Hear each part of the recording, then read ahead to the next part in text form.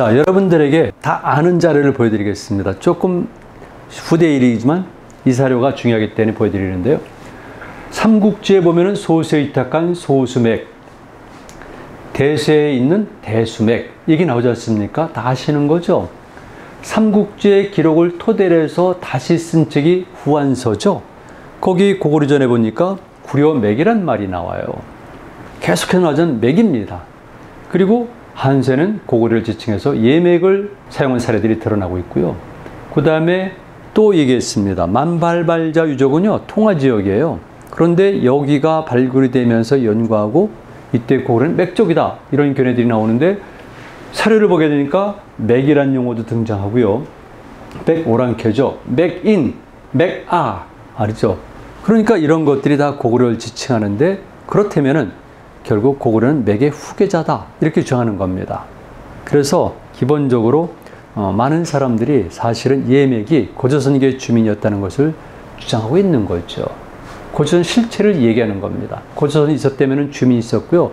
주민들은 고조선의 여러 지역에 있어야 되는데, 예를 들게 되면 저 같은 경우는 대동강 유역에도 실제로 수많은 사람들이 살고 있었고 거기 있었던 문화도 굉장히 뛰어났는데, 다만 대동강 유역 쪽은 그 당시 때 하북 지역에 있었던 중국인들의 인식 속에는 미치지가 못했기 때문에 이들을 기록하지 못했고 이들을 지칭하는 명칭도 우리에게 전달이 안 된 것뿐입니다. 그래서 당연히 우리는 고조선 예맥 그랬을 경우에는 여기 있던 존재들을 인정을 하고 해야 돼요. 비록 이들이 이름은 없지만 이들의 존재를 설정하고 예맥의 위치, 역할 등을 봐야 되는데, 이거 빼놓고 자꾸 얘기해요. 동의도 마찬가지예요. 동의도 마찬가지예요. 만약 지금 기존의 이론대로 동의와 연관되어 있다고 그러면은 지금 대동강 유역이라든가 또는 한강 유역에 있었던 사람들은 무엇입니까? 거기는 문화의 진공 상태고 주민의 진공 상태입니까? 어마어마하게, 특히 대동강 유역 쪽에서는 어마어마하게 많은 유적과 유물이 발견됐는데, 그래서 이들을 무엇이라고 불러야 되는데 부를 명칭이 아직 없는 것 뿐이에요. 자, 이주린입니다. 이주린이 고조선 연구의 가장 대표적인 북한학자죠. 오래전에 나온 책이에요. 그래서 일주서에 이런 기록들이 나옵니다. 고이, 고죽, 불령지, 불도화. 그런데 이것들은 전부 다 제 이론에 따르면 해양 폴리스예요. 그리고 산융, 동이. 산융은 지금 트루크 계통으로 보면 됩니다. 동이 등의 부족 이름이 나오지만 이때 부족이란 것은 이주린의 표현이니까 여러분들이 감안해서 들으세요. 맥족이라는 언급은 없어요. 그러니까 일주서에는 없다는 겁니다. 따라서 이주린은 과감하게 해석한 거죠. 그러니까 결국은 모든 사람이 이 부족들이 맥족이다, 이렇게 얘기하는 거죠. 이거는 그의 해석이에요. 이렇게 되니까 맥족이 언제부터 거제했는가, 시온이 오래가 되고요. 범위도 확장이 된 거죠. 얼마나 좋습니까? 저도 좋아요, 이렇게 해석하면은. 그런데 모르겠습니다, 아직은. 그래서 맥족은 적어도 일주서의 기록을 가지고 이주린이 연구한 바에 따르면 이렇게 본다. 그리고 우리나라에서는, 남한에서는 적어도 동의 연구를 본격적으로 연구한 김상기 선생인데요. 한의 문제입니다. 우리 지금 거론되는 게 그거 아닙니까? 한, 예, 맥. 그리고 현재 한국의 어원을 이 한과 연관시키는 분들이 있잖아요. 그런데 저는 여기서 다른 얘기를 하지는 않겠습니다. 다만 우리는 글자가 없었던 것이죠. 그러니까 중국인들이 글자를 썼고요. 그들에 의해서 동일한 명칭으로 쓰여질 수가 있습니다. 그리고 우리는 또 다른 의미를 가지고 한국을 택했을 수 있지만, 그런데 여기에 한이라는 글자가 나오니까, 그리고 이들이 예, 맥과 같이 연칭돼서 나오니까 우리의 연관성이 깊다. 그리고 이 시리들이 있었던 지역이 현재 하북 지역이고 요서까지 펼쳐지니까 우리와 같다, 이렇게 해석하는 겁니다. 그럴 수 있고 아닐 수 있다는 건데 여러분들도 꼭 그걸 염두에 두셔야 돼요. 그래서 김상기 선생은 이렇게 보는 겁니다. 내륙인 섬서 지역 등에서 살다가 하북지방으로 이동한 다음에 다시 만주 한반도로 옮겨온 것이 한이다, 이렇게 보는 거예요.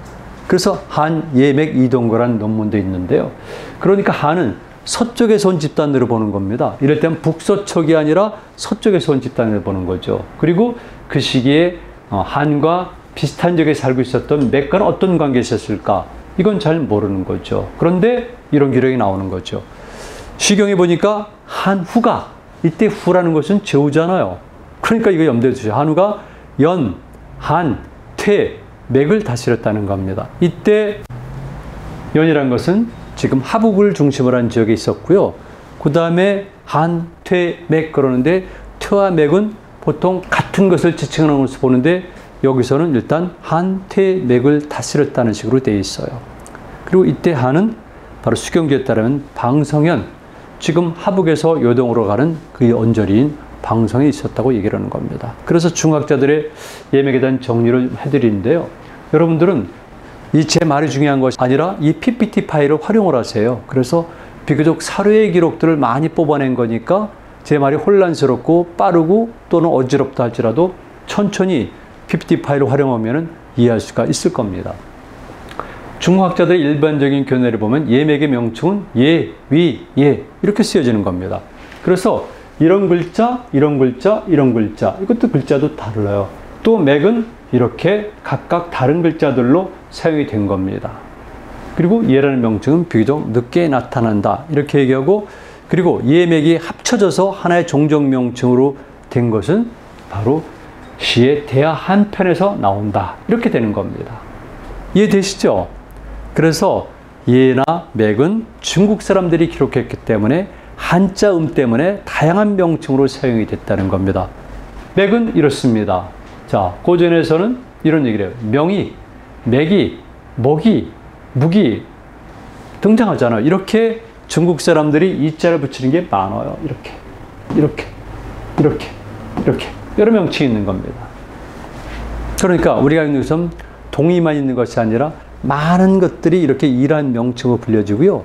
그리고 얘는 동예로 나타나요, 나중에. 그리고 맥은 북맥이라는 표현도 써요. 그러니까 이때 이미 얘는 동쪽이라는 방위 개념으로 다시 설정이 됐고, 맥은 북쪽이라는 방위 개념이 설정이 된 겁니다. 그래서 맥이 있었지만은 다시 북맥 그렇게 되니까 이제는 방위 개념이 설정하면서 아, 이때 맥이란 것은 북쪽 지방에 사는 종족이로구나. 중국 사람들에게는 동북 지방에 사는 종족으로 된 거죠. 그렇다면 이때는 이미 맥의 위치가 조금 전에 말씀드렸던 하북이라든가 발해만 연안 지역에서 북상을 해가지고 이 남만주 일대로 온 걸로 알 수가 있는 거죠.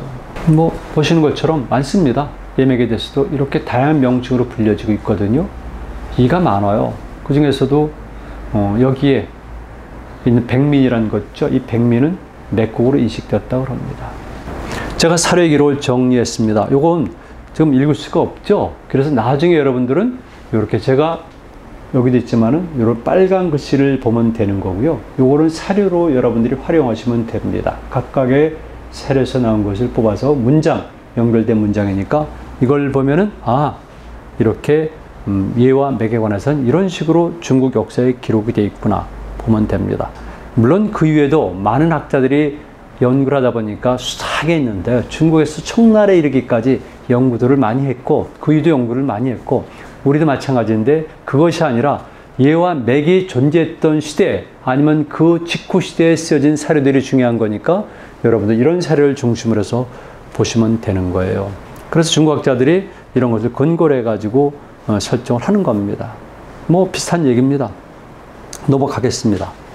자, 그리고 이제 우리에게 주목이 되는 것은 사기 조선열전, 그리고 화식열전, 그리고 흉노열전에 여기 예맥이 기록이 되어 있어요. 그러니까 중국 역사에서 엄청나게 혼란스러운 시기죠. 그 이전에 춘추전국 시대는 내부의 문제고요. 그 다음에 한나라가 다시 재통일했고 통일되기 전부터 한나라 통일 후까지, 그리고 통일의 60여 년간이죠. 최소한도 60여 년간. 그때 중국의 가장 중요한 것은 바로 만리장성을 넘어선 북방 종족들의 존재예요. 그래서 여기 엄청나게 외환에 시달리게 되는데 그 중에 한쪽 동쪽에 예맥이 있다는 겁니다. 그래서 예맥에 관한 기록들이 있어요. 그래서 중국 사람들은 이미 서기전 9내지 8세기 전부터 서기전 5세기까지, 즉 춘추전국 시대에 예맥은 현재 하북 및 요서지방에 있었다라고 주장을 해요. 여러 가지 근거를 통해서. 그래서 제가 첫 번째 말씀드렸죠. 중간에 다른 견해 말씀드렸죠. 다시 이번에 첫 번째 견해 동일한 걸 또 소개해 드리는 거죠. 그러니까 중국 사람들의 인식 속에서 사료에 근거할 때 예맥은 우리가 알고 있는 것처럼 현재 하북지방 및 요서지방에 있었다고 보는 겁니다. 이렇게. 그렇다면 고조선 후기에 중역을 이뤘던, 그리고 후에 고구려의 중심 종족이 되었던 예맥은 출발은 현재 하북지방, 즉 바레만 일대 요소라고 보는 것이죠. 그래서 몇 가지 기록을 냈습니다. 중국학자들은 맥족의 성격을 보면서 이렇게 얘기를 해요. 언어와 풍습이 부여, 고구려, 숙심, 물길과 공유했다. 이렇게. 그러니까 이들은 이미 예맥이 부여 고구려랑 연관이 깊다고 보고 숙신 물길과 공유했다는 것은 숙신 물길은 시대적으로 명칭이 달라지는 건데 후대의 기록이니까 결국 숙신 계열을 얘기하는 거죠. 퉁구스 계열. 이들이 살았던 지역은 중만주 이북과 동만주니까 당연히 맥적 예적이 살았던 거주 지역과 연접하거나 또는 중복되는 경우도 있고 당연히 문화적으로는 유사한 점이 많이 있죠. 그래서 그렇게 얘기를 하는 겁니다. 그래서 이제는 거의 제가 정리해 드릴 때가 가까워지는데요. 사료의 기록들을 검토하고요. 시대적 상황을 고려하니까 보통 일반적으로 이런 견해를 갖고 있습니다. 예와 맥은 다른 형태와 방식으로 존재했다. 그런데 그 위에는 정복을 통해서 하나의 집단으로 변했을 가능성이 높다. 그래서 예와 맥은 지역적으로 다르지만 결국은 서로의 정복 활동, 주로 맥족의 정복 활동에 의해서 하나의 집단으로 변화했을 가능성이 높으니까 예맥 그러게 되면 주체는 맥이 되는 거죠. 그런데 여기서 또 재미있는 문제가 있어요. 유한 문명 홍산 문화죠. 그런데 BC 23세기부터 시작된 문화가 하가점 하층 문화예요. 이건 청동기 문화의 시작인데 최근에 발굴되는 유적의 규모를 보면은 거대한 도시국가들이 곳곳에 산재했던 거거든요. 그러니까 엄청나게 발전된 것을 보고 있고요. 홍산 문화와는 약간의 성격의 차이가 있습니다. 그리고 D를 이은 것이 하가점 상층 문화라고 그러는데 보통 BC 15세기경이라고 보고 있고요. 그때부터는 조금 더 차이가 나요. 그래서 특히 중국의 극히 일부 학자들, 북한 학자들, 그리고 남한의 많은 학자들이 하가점 상층 문화를 우리 원조선과 직결시키고 있습니다. 물론 일부에서는 동어와 연결시키는 경우도 있는데 개인적 관점은 동어와 조선을 같이 보기 때문에 저는 그렇게 보고 있어요. 그런데 고구려사의 대표적인 선진기가 이렇게 얘기를 합니다. 하가점 상층 문화는 맥적 문화의 연원이다. 이렇게 보고 있어요. 그런데 또다시 이런 연구 성과들이 있는 겁니다. 예를 들게 되면은 많은 사람들이 고구려의 시온을 고리에서 찾거든요. 왜냐면 고리, 탕리, 생리. 이거 한자를 쓰는 과정 속에서 한자를 파는 과정에서 혼돈이 생긴 거지만 기본적으로 고리라고 보면 됩니다. 고리, 생리, 탕리국의 시비가 낳은 알. 이게 바로 흔히 말하는 동명 문제가 아니겠습니까? 이때 동명은 고주몽과 꼭 일치되는 것은 아니죠. 그러나 어쨌든 간에 중요한 것은 바로 이 고리국의 문제가 있는데 이 고리국과 고구려의 연계성을 강하게 주장할 수밖에 없고요. 그렇던 경우에 고리국의 위치는 어디인가? 그러니까 이를테면 동류송화강 및 눈강유역 그리고 북류송화강이 하류예요. 자, 다시 말씀드릴게요. 지도를 제가 보여드리겠습니다. 백산조 출발해가지고 여기까지 가서 동류하게 되고요. 눈강이 내려오는데 바로 이 지역을 얘기합니다. 이 지역이 사실은 우리 민족의 고대사에서 굉장히 중요한 핵심 지역인데요. 여기가 고리국의 일대라고 북한이 주장하는 겁니다. 그리고 많은 사람들은 고리국을 더 서북쪽으로 연결시켜가지고 지금 바이칼 주변 지역까지 보고 있는 것이죠. 근데 그건 무관하게라도 일단 고리국은 현재 북한에서는 바로 여기로 보고 있고요. 실질적으로 여기가 백군보 문화가 사실 의미가 있고 그리고 하가점 상층 문화 이쪽도 많이 발견되는 것이 이 백군보 이 지역이에요. 그래서 연구를 통해서 부여는 탕리에서 즉 고리에서 기원했다고 주장하는 겁니다. 그래서 그 무렵의 사료에서 예와 맥을 보면은 요소와 하북 일대 주변에 거주한 것은 분명하다. 처음에. 그리고 그 시기에 바로 요소 지역에서는 하가점 상층 문화의 후기 단계다. 그리고 비파형 동검이 매우 발달한 상태에서 이제 세형 동검 제작 시기로 건너가는데 그렇다면은 여기에는 분명히 발달된 문화와 정치력 군사를 겸비한 집단이 거주하고 또 조선과 부여 등이 있었던 겁니다. 왜냐하면 부여는 5세기 건국했으니까. 그렇다면은 만약에 현재 하북지방이라든가 바레만이라든가 요소 이 지역에서 출발한 세력들이 여기 왔다면은 이건 어떤 식으로 해석해야 될까요? 어떤 관계가 펼쳐질까요? 어려운 거죠. 어려운 겁니다. 그래서 이때 부여 세력은 이미 존재했기 때문에 유만조선과 한무제가 공방전을 펼 때에도 3만여호를 거느리고 항복했던 일이 있습니다. 그만큼 당시 부여는 굉장히 강력한 세력이었었고 당시 이해라는 것은 우리가 상상할 수 없을 정도로 큰 역할을 했던 것이죠. 이런 증거들이 삼국지 위지의 예왕지인이란 이런 부여왕 인장 얘기도 나오고 발견됐다고도 그러는 겁니다. 그래서 이러한 여러 가지 후대의 기록들과 그리고 이 소급해서 해석하면은 5세기 이후의 예맥과 그 이전의 예맥이 연관성이 있다고 만약에 입증된다면은 현재 모든 기록은 적어도 5세기 이후의 것인데 그 이전에 있었던 것과 연관성이 만약 입증이 된다면은 어떻게 되겠습니까? 조금 전에 이질인도 비슷한 논조로 얘기를 했지만 예맥의 활동 범위는 엄청나게 넓어지는 거예요. 그래서 예를 들면 5세기 이후에 해당됐던 현재 만주 일대 그리고 요동 그리고 나아가서는 요섭지방과 바레만 지역까지도 연결이 되니까 고조선 문명의 핵심 공간도 확장이 가능하다는 것이죠. 예맥을 통해서 시기별로 볼 때 왜냐하면 기원전 5세기를 전후로 해서 그 이전과 그 이후가 서로 연속성, 연관성이 입증되면은 당연히 소급해서 이 지역도 고조선 문명권의 한 부분이었다고 주장이 가능하다는 거죠. 이게 되는 겁니다. 그런데 그렇다면은 이 시기에 하가정 하층문화 시기가 되겠죠. 그 시기에 예맥이란 존재, 이때 예맥이라는 용어는 없지만 거기 살던 주민들이 하가정 하층문화라든가 또는 고인돌 문화의 주인공과 혈연적으로 동일한 것이냐, 그건 확실히 알 수가 없습니다. 그리고 아닐 가능성도 큰 것이죠.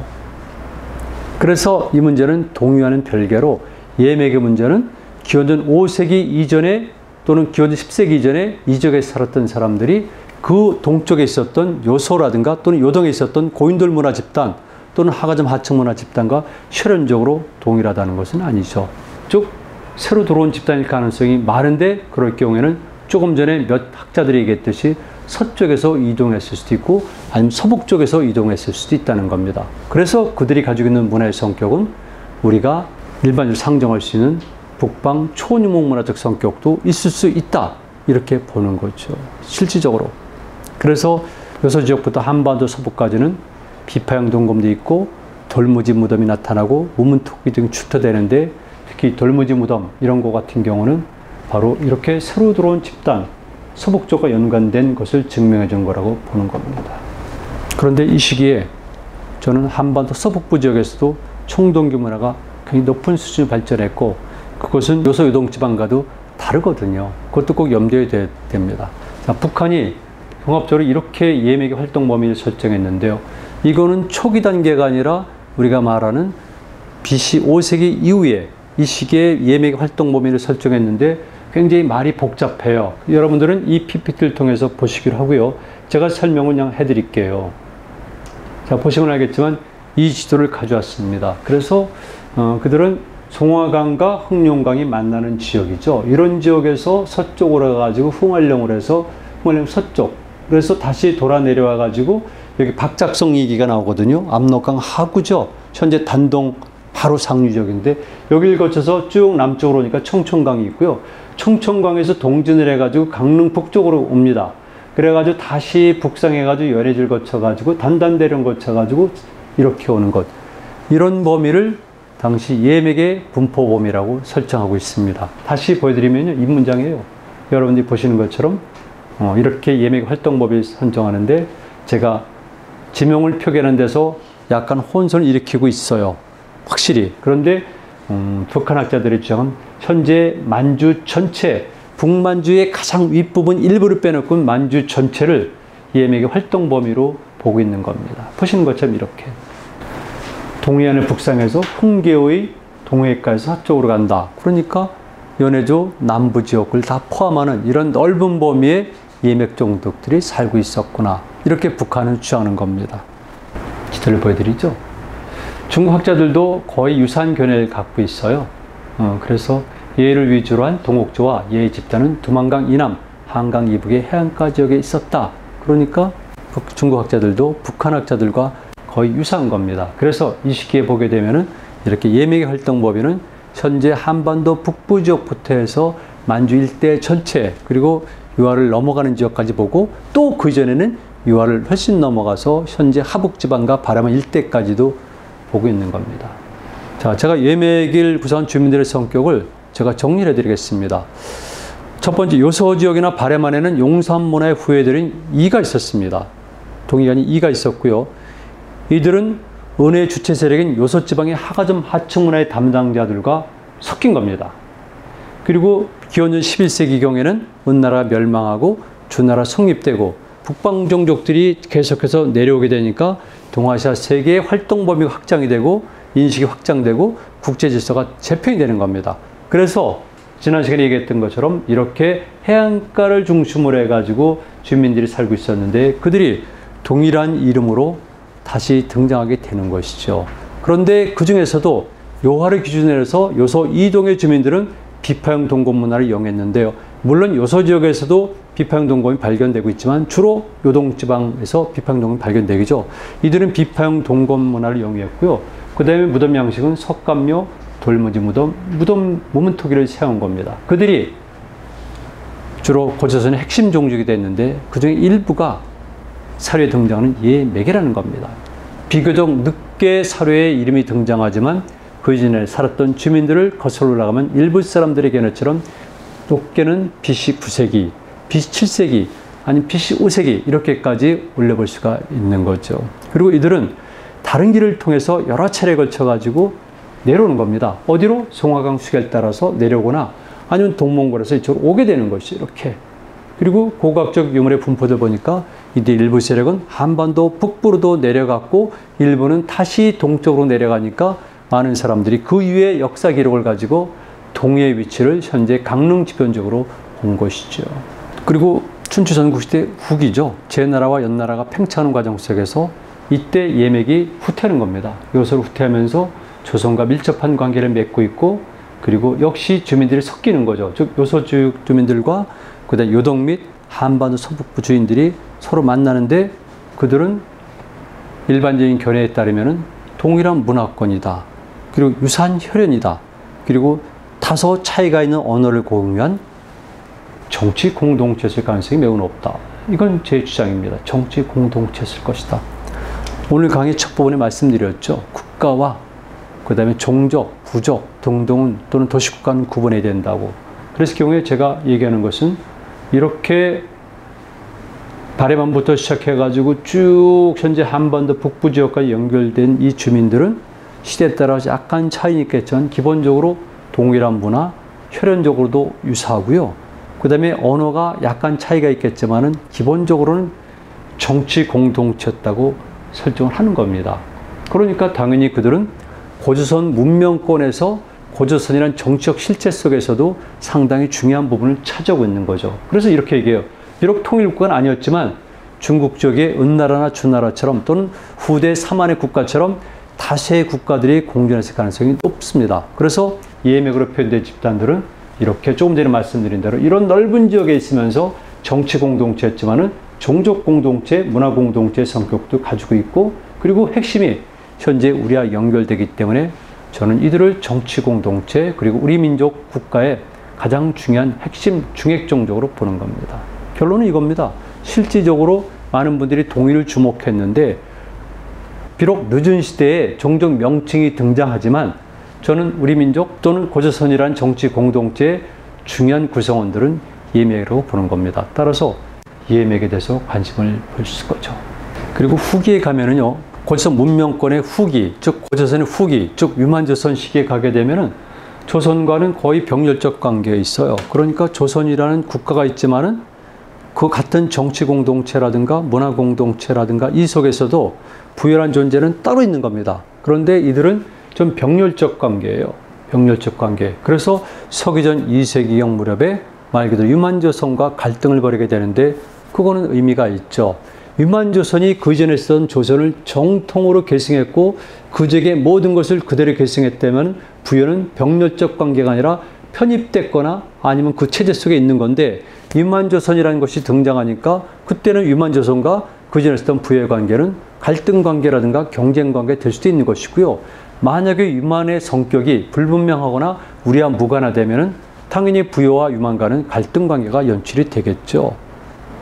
그래서 한때는 바로 일부 세력이 한무제에 투항하는 현상까지 보이게 된 겁니다.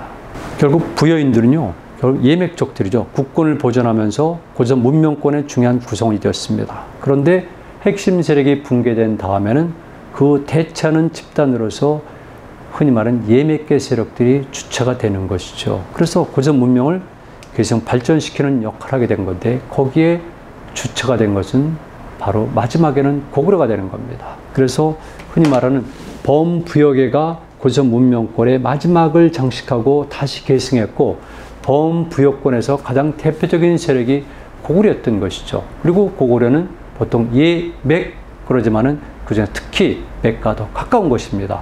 그래서 삼국지 위지동의전, 후한서 위지동의전에 보면은 고구려는 대수가의 대수맥, 소수가의 소수맥으로 구성됐다. 이런 결론이 나오게 되는 겁니다. 이렇게 해서 고조선 문명권과 연관된 종족 문제를 살펴봤는데요. 물론 다음에는 우리와 직접 관련 있고 또는 아니라고 주장할 수 있는 동호 문제를 살펴봅니다. 그런데 지난 시간에 의해서 오늘까지, 즉 동의와 예맥은 고조선 문명권 또는 우리 문화 또는 우리 종족을 이해하는데 아주 중요한 것이라는 것을 말씀드리고요. 특히 오늘 강의한 예맥은 어떤 면에서는 동의보다 더 우리와 가깝습니다. 따라서 우리의 실체를 정확히 규명하기 위해서는 예맥에 비중을 두고 예맥의 성격을 규명하는 작업이 필요하죠.